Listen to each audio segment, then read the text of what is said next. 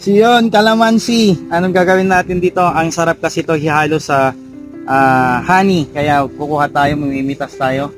Yan. Yung lagi kong sinasabi pag may mga tanim tayo, napaka-healthy na gawing juice. Yan o. Napaka-healthy to na gawin nating juice. Kaya mamimitas tayo dahil mahilig po kami ngayon sa mga healthy food. Yan. Pitasin natin lahat na pwede na. Yan. Dito pwede natin gawing kalamansi juice na meron lemon. So yun lagi kong sinasabi, kapag may naitanim tayo, meron tayong aanihin. At sa lahat, continue to pray sa lahat ng mga ginagawa natin.